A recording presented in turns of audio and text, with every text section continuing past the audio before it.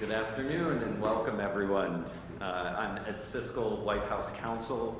Today I have the great pleasure of introducing a special guest joining us, the second gentleman of the United States, Mr. Doug Emhoff. As a lawyer for over 30 years, the second gentleman dedicated a significant portion of his distinguished career in private practice to pro bono work, helping those most in need. In his role as second gentleman, he has continued this work, making access to justice and legal aid a core focus of his efforts. We very much appreciate his support in this space and for Lair in particular. And now I have the great honor of turning things over to the second gentleman.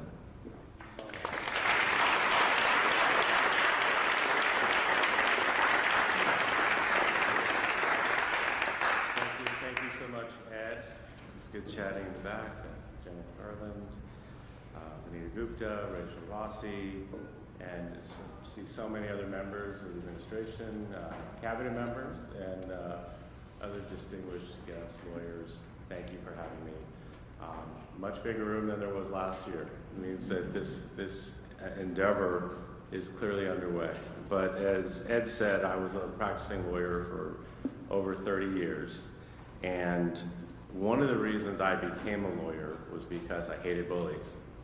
It just bothered me. And this concept of injustice.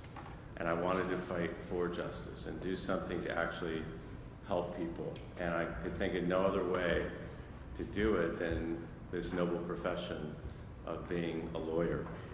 And I remember as a young litigator, I would go to the LA County Superior Court and I would literally just see people there who just clearly did not have legal representation and were just looking for some help, somebody to stand up for them and be there for them.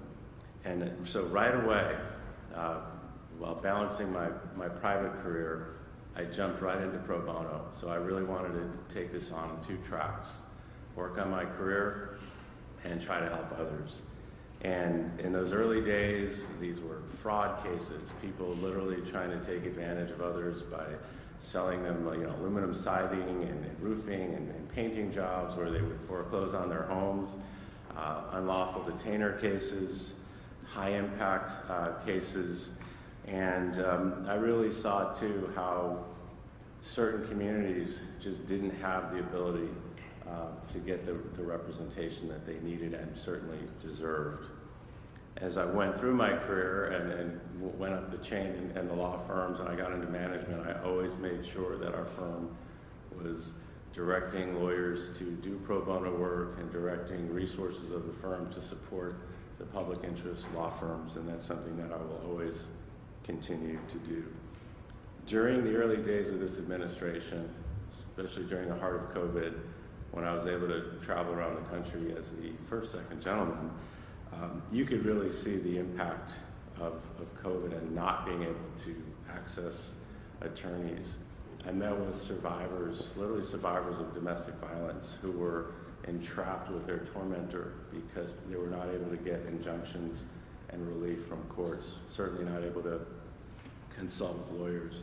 So many who were denied health benefits, denied employment benefits, and other those types of issues, and not knowing where to turn, because there were services available, there were resources available, and just not knowing where to go. And you just realized having lawyers committed to these issues really was an issue of life and death in some instances. Throughout my almost 3 years as second gentleman, as Ed mentioned, access to justice is one of the things, along with fighting hate, anti-Semitism, and fighting for gender equity, and otherwise supporting my wife, the Vice President, any way I can. I have worked on these issues. I've convened roundtables on this exact topic all around the country and even around the world. I've met with lawyers in Ghana, for instance, and other places to make sure that we are sending the message about how we do it here, this commitment to pro bono, this commitment to the rule of law that we have and must protect at all costs going forward. Our rule of law is so important. I visited pro bono clinics. I've tried to support those working as a career in public interest law firms. And as a law professor, part-time at Georgetown Law School, I give my students the same speech each and every year. You have to go on both tracks. Build your career, but also give back, focus on pro bono. When President Biden and Vice President Harris entered office, one of the first things we talked about, and I know I was very excited about it, was reinvigorating this legal aid Interagency Roundtable, known as LAIR. A lot of acronyms in this place. I was like, what does that mean?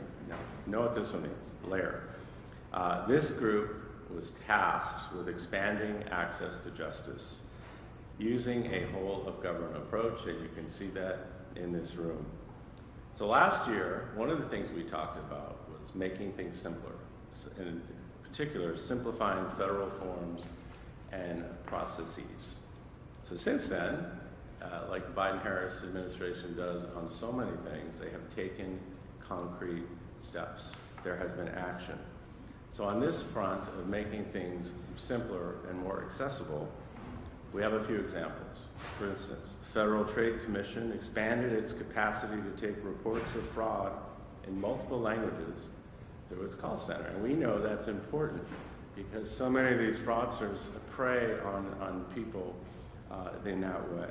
The Social Security Administration proposed a rule so people only have to report 5 years of work history instead of 15 when applying for disability benefits. Again, making things simpler, easier, faster. And the Department of State has decreased the required paperwork to get your passport renewed. And that's a big deal because we all know how hard that used to be. So now it's simpler. Today's new report shows that we're expanding access to justice and improving Americans' everyday experiences with federal agencies. Client service. Lessening requirements for federal application processes. For example, disaster survivors will have to answer less questions when applying for aid from FEMA, which is huge because those are people who have suffered some catastrophic loss, so we need to make that easier. Strengthening our digital technology. For example, more and more people can apply for various things online, things such as SNAP benefits. And expanding support, both for lawyers and non-lawyers.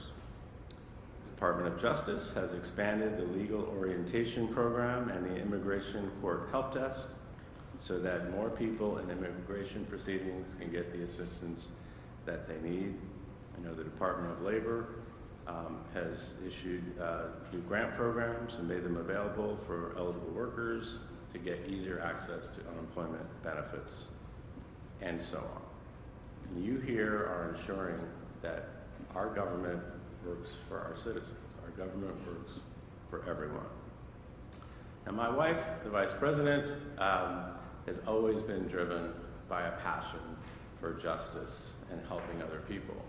She has spent her entire career in public service, first as a frontline prosecutor, then as District Attorney of California, or San Francisco, Attorney General of California, United States Senator, and now our Vice President, but always driven by her background as a lawyer.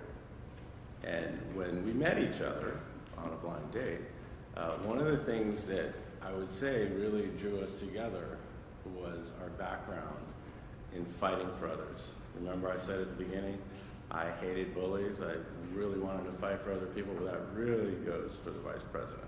And that was one of the things we really had in common and has powered us through these years. So I am so proud of the work that she's done. I remember when she was Attorney General, some of you may remember, when unaccompanied minors were literally coming over, and she got a commitment of over 10,000 pro bono hours from law firms and really made a difference in people's lives. That's just who she is.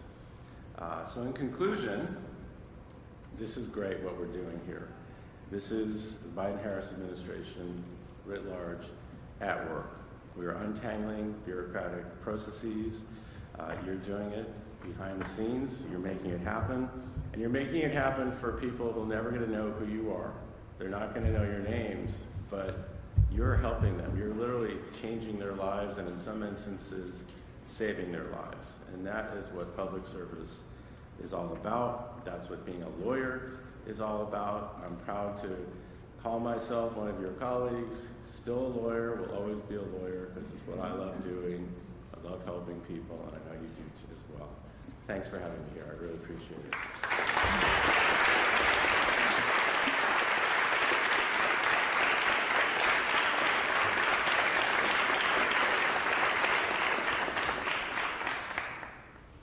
Thank you, second gentleman, Doug Emhoff. We're so grateful for your leadership and for your partnership. Welcome to the 2023 Principals Convening of the White House Legal Aid Interagency Roundtable. My name is Rachel Rossi, and I am the Director of the Office for Access to Justice at the U.S. Department of Justice. We are proud to house the Executive Director of the Legal Aid Interagency Roundtable, Allie Young-Green, and many of our staff are in the room today. They have badges with green lines on them, and they are available to help you assist answer any questions if you need anything. We are delighted to have so much principal attendance and participation this year, and to ensure that all of our distinguished speakers are able to speak, we request that everyone tightly remain within your allotted time frame. In the back of the room, we will have a timer so that you can see when your time has expired. The timer at 30 seconds will turn yellow and will start flashing aggressively red when your time. Additionally, I'm sure many know this, but to operate your microphone, simply press the right button and it will turn green when the microphone is ready to go. I will now turn to our co-chairs of the Legal Aid Interagency Roundtable to convene this meeting, Attorney General Merrick Garland and White House Counsel Ed Siskel. Attorney General Garland.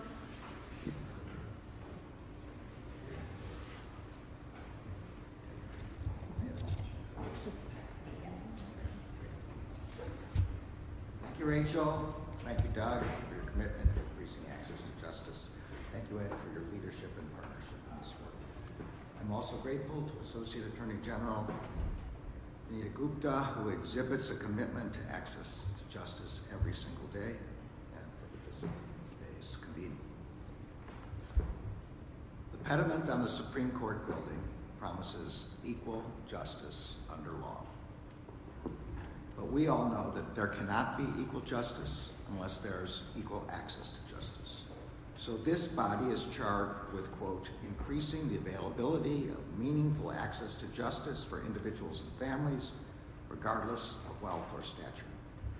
This is a broad but critical mandate, and thanks to the varied domains and distinct expertise of LAIR's 28 federal agency members, this roundtable has unique tools and opportunities to dismantle barriers to justice.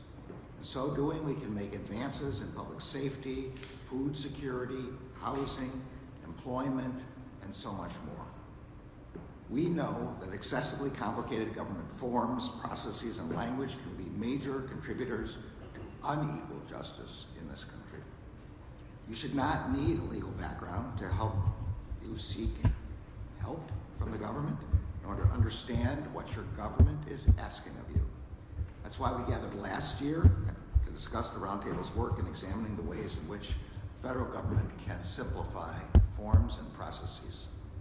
LAIR created a simplification roadmap to solidify the principles of placing real people at the center of efforts to design programs and communications.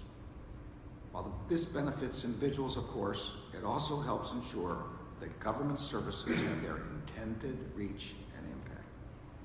At last year's gathering, we also heard about some of the thoughtful approaches that member agencies were taking to implement this principle to improve their own programs.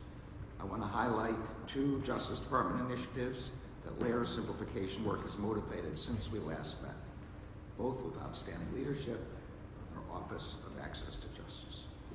First, ATJ partnered with the Office of the Pardon Attorney to improve the form that individuals who have completed their federal sentence may use to petition for presidential pardon.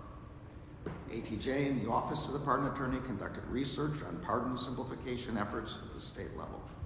They facilitated interviews with experts and individuals who have applied for pardons in order to figure out what barriers exist and how to address them. As a result of this feedback, they created a revised form that we believe will be easier for applicants to understand and complete. On November 15th, the new form was released for public comment in the Federal Register. We plan to implement additional feedback from stakeholders before finalizing the form this coming spring. ATJ uses a similar process to work with the U.S. Trustee Program to improve access to virtual bankruptcy proceedings. Although remote hearings can improve access for some, they can also impede access for others. ATJ and USTP work with legal aid providers to understand what is working and what can be improved. Together, they developed a plan to improve the design of USTP's public-facing information, including to let people know what to expect in a bankruptcy proceeding. This is just the beginning. ATJ will continue to collaborate with the department's components to embed simplification principles and expand access to programs and activities across the department. I am also pleased that this year, LAIR has focused on an area that is near and dear to the heart of a former DC Circuit judge, namely federal administrative proceedings. Probably the only people. From the bench, I reviewed hundreds of administrative law matters. I saw again and again the way in which the complexity of administrative processes can interfere with access to government programs and services. This can be because applicants unknowingly submitted the wrong forms, did not understand what evidence they needed, and missed deadlines they did not know existed. Over the past year, LAIR staff worked with stakeholders, legal aid providers, and others to identify these barriers and assess potential solutions to addressing them. The report issued today presents two overarching strategies for doing that. First, agencies should engage in continued simplification efforts in the context of administrative proceedings. They should make forms easier to find, make evidence requirements more straightforward, and more effectively explain what a participant should expect in an administrative hearing. Second, the report addresses the way that agencies can increase representation in administrative proceedings so that those who find themselves before federal agencies has experienced guides to help them navigate through. Sometimes representation can and should include lawyers, but sometimes it can be provided just as well by non-lawyers. These include navigators, accredited representatives, and ombudspersons. Engaging, expanding the scope of who can provide guidance alleviates the strain on already overextended legal aid providers and expands more access to representation for more people. The report issued today highlights the innovative way in which your agencies are already making these improvements. I look forward to hearing more this afternoon about your efforts and your progress. Before I close, I want to recognize the Director of the Office for Access to Justice, Rachel Rossi, the Executive Director of the Legal Aid Interagency Roundtable, Allianne Green, and the entire ATJ staff for their efforts over the past 2 years to stand up and support this roundtable. When I re-established ATJ, I certainly did not guess that in just 2 years it would become central to the whole of government effort to improve access to justice. ATJ's work and the work that each of your agencies is doing is essential. It is essential to building and sustaining public trust in the government, which is itself essential to ensuring the rule of law. I look forward to hearing from everyone today. It's an honor to work alongside you. I think now I'm supposed to introduce Ed. Hi again. I'm honored to be here co-chairing this convening with the Attorney General today. I also want to acknowledge the presence of Secretary of Veterans Affairs, Dennis McDonough, who has joined us here today. The fact that he and the second gentleman are here, I think, is further proof of how important these issues are to the President and Vice President and how committed we are to the work that we're all doing together. As the Attorney General referenced, our nation was founded on a fundamental ideal of equal justice under law. As the President recognized in establishing this roundtable, meaningful access to civil legal services is vital to fully realizing that ideal of our founding. Unfortunately, many Americans including some seniors, veterans, domestic violence survivors, children, rural households, and those with disabilities, have unmet civil legal aid needs. For many people across the country, access to adequate housing, health care, employment, critical government benefits, and even personal safety may depend on the steps we take together to make federal legal processes more accessible. Last year's convening and report gave us strong momentum to address this justice gap head-on. Roundtable member agencies have made great progress over the past year to simplify federal government forms, processes, and language. Not only have we made innovative changes to these systems, we have spent time engaging with legal aid providers and communities to ensure our work helps those who need it most. This year's report focuses on a critical type of interaction between Americans and the federal government: administrative proceedings. An administrative proceeding often determines whether someone will receive the much needed assistance they are entitled to, the legal status they qualify for, or the protection they need and deserve. The report that we have all collaborated on offers two core strategies to improve those administrative proceedings.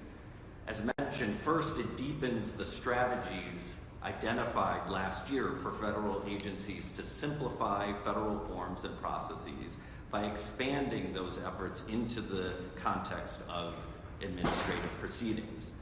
Second, it encourages agencies to take steps to increase the access to both lawyer and, importantly, non-lawyer resources that can help with navigating those administrative proceedings.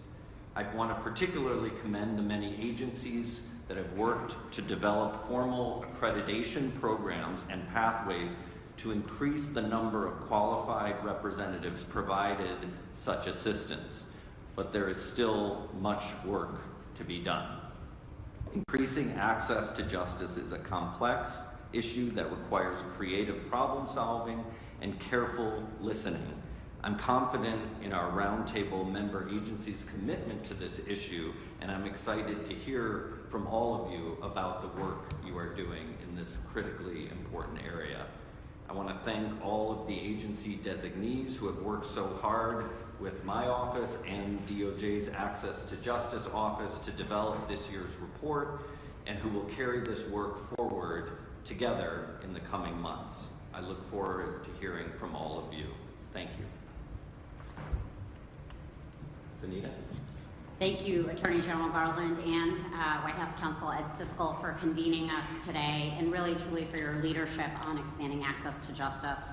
Thank you also to the second gentleman for relentlessly amplifying the need for access to justice across government. And of course, thanks to all of you, LAIR members, agency representatives, for being here today, because without you and your dedication, LAIR itself doesn't exist or exists in name only, and really grateful for your ongoing commitment. I also want to recognize all of the people working behind the scenes. At the Justice Department, under the Attorney General's leadership, our Office for Access to Justice has now grown to over 40 staff members in 2 years. And I want to thank Director Rachel Rossi for leading ATJ and truly the outstanding work that the office has done over the last 2 years. In addition to all of the work that they've been doing on LAIR, just this past year, ATJ published a report highlighting innovative approaches to reduce reliance on fines and fees in states and local courts around the country, co-anchored a review of access to counsel in the Federal Bureau of Prisons, and worked with the National Institute of Justice on a report evaluating public defense systems across the country. ATJ staff are here in full force today to share their commitment to LAIR and its work. As you have heard this afternoon, LAIR's mission is to increase the availability of meaningful access to justice for individuals and their families, regardless of wealth or status. LAIR puts that mission into practice by improving the coordination among federal programs and funding sources, developing policy recommendations, advancing evidence-based research and data collection, and promulgating best practices. This work is critical, and just this last month, the World Justice Project released its annual ranking of countries on their compliance with various measures of the rule of law, including the accessibility and affordability of civil justice. Of 142 countries, the United States is 115th. Among the 46 wealthiest countries, the United States ranks 46th. So let that sink in. While we are all here to demonstrate an incredible commitment to these issues, we have a lot of work to do. We rank last on accessibility and affordability being key, going hand in hand with accessibility for civil justice. And so what that means is for real people in real communities every day, a lack of access to basic legal needs, including issues like housing and evictions, employment, public benefits, healthcare, and the like. Yet, we also know that cross-sector and cross-agency collaboration, as we are demonstrating right here in this room today, is a powerful tool to close the justice gap. Partnering across sectors of society and disciplines and across federal agencies outside of the legal profession and the Department of Justice alone can really open new doors, ideas, and strategies. So that's what LAIR's work continues to reveal. In this year's LAIR's report, we address the use of non-lawyer assistance, shining a light on innovative areas that are really, I think, ripe for discussion within the access to justice community, and also highlighting the long-standing leadership of the federal government in providing this type of assistance to close the justice gap. We hear a lot these days about community-focused alternative legal assistance models being an important way to augment the reach of legal aid providers. LAIR's work reveals that many federal agencies represented in this room have long utilized this type of innovative assistance, facilitating both attorney and non-attorney help to expand access to a wide range of federal government programs and resources. A major benefit that we've seen from LAIR is the ability of member agencies to learn from each other's work and identify areas for future and continued collaboration. And one of these areas is improved data collection and tracking so that we can better understand access to justice gaps and resource needs and develop targeted solutions. As noted in the 2023 report, going forward, LAIR is going to be advancing relevant evidence-based research and data collection, including by assisting with the implementation of the United Nations 2030 Agenda for Sustainable Development. So we're going to continue to use LAIR to help us provide new ideas and shared learning to solve problems and close gaps. And the Justice Department looks forward to a continued collaboration and engagement with all of you. Thank you so much. Thank you, Attorney General Garland, White House Counsel Ed Siskel, and Associate Attorney General Vanita Gupta. As we pause for our friends in the press to leave,